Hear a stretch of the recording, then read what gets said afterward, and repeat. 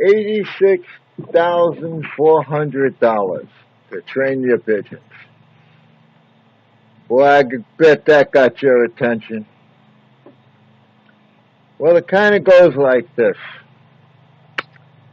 If someone gave you $86,400 to spend in one day, but at the end of the day, anything that was left, you had to give them back. But the next day, they would give you another $86,400. And you had that whole day to spend that. And so on and so forth. But the stipulation being, one day, he's not going to deposit it for you. But what they're really talking about with that is 86,400 seconds. That's how many are in a day. That's what we have, every one of us, every day. And how we spend it is up to each of us. We'll get another 86,400 the next day. But let's talk about training pigeons. How much of that time are you willing to spend training your pigeons? I can tell you this for a fact, based on my experience, the harder you train them, the better they do. I think they perform much better if you train them, and train them hard. And there's reasons for that. Taking your birds out 30 miles every day, getting them home, pretty good training. But I'll tell you what Kenny Oliver and I did some years ago. We decided not to race our young birds. We had a big futurity race. That was the Lou McElroy futurity race. And it was a multi-loss race. And I said to Kenny, want to win that race? Let's just train the birds. Don't race them. Let's just train them. Kenny said, okay, let's take a shot. And we trained them. The normal training out to 40 miles we did independently. Got them out 40 miles, 3, 4, 5 times. And as the race approached, we took them out to the 100-mile station. 2, 3 times a week. 3 tossing them. 2 of his, 3 of mine, 3 of mine, 2 of his, back and forth, whatever. Mixing them up, making them break. We did this for at least 4 weeks. The week before the race, I said to him, okay, let's hold them back. Let's just take it easy. These birds went through enough. They had, I can't even remember how many 100-mile tosses they had. Easily 20. The week before the race, the combine let their young birds up in inclement weather. They had a hard race. Our birds were home in the coop, resting. When we went down to ship that night,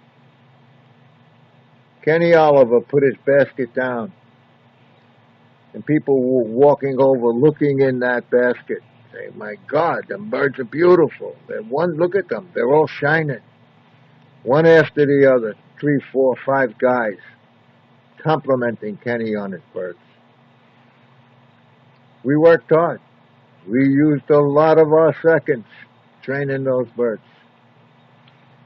On the way home, I said to Kenny, I don't know who's going to win that race tomorrow, but it's going to be either you or I. One of us are going to win that race. Kenny said to me, Danny, how could you say that? I said, Kenny, didn't you look at their birds? They look like wrecks.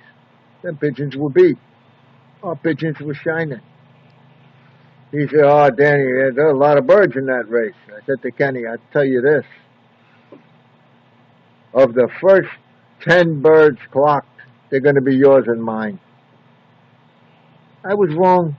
Vinny, good pigeon flyer, he had one. He was 7th. I won the race with 2 of Tommy Goose pigeons. They were 1st and 2nd. Kenny was 3rd, 4th, 5th, all the way down to the 11th position. Putting your seconds into training pigeons pays a big dividend. You got to train them, and you got to train them hard. Don't be afraid of them. We had a flyer down here. His name don't come to mind right. Randall. Randall won everything. But Randall was willing to take his young birds out 200 miles and toss them like it was nothing. He worked hard, really hard. Years ago, you seen the door. I won all kinds of trophies and plaques, average speed, everything. I put a lot of seconds into training those birds. I would go to work, get off work, drive 100 miles, toss them. The next day, toss them. My brother said to me, "Danny, you're crazy. Every day, 100 miles. The birds are going to get tired." I said, "Tired?" I said, "I let them out. They fly for 2.5 hours. They can't fly 2.5 hours training, learning something. You got to train your birds. The more you can train them, the better you do." This past year, I didn't train hard. I had to train the yearlings, the young birds, because I never raced them. I trained them out to 100 miles twice. But after the races pretty much started, I stopped training. They were on their own. They didn't do much. We had that 500-mile race, by the way. I clocked the bird on the 2nd day late. I didn't even bother to send the clock in. But I do want to tell you, the blue checker did come home. He came home on the 2nd day. The red checker is not home. The blue-white flight is not home. The dark checker cock, who I thought for sure would come home, is not home. Maybe them 3 weeks weren't as good as I thought they were resting. They looked good, and they were rested, but they weren't trained. They were loft-flown. And when I say loft-flown, I don't mean they were in the sky for an hour and a half, 2 hours. I just left them alone. Lost a lot of birds, but there's a few in there that impressed me. They're home. If a pigeon could come home from a 500-mile race without much work, road work, he's got something in him.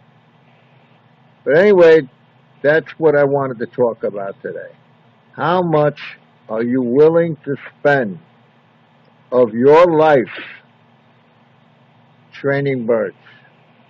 If you're willing to do it, you'll do well. But there's a price to pay. Your family is important.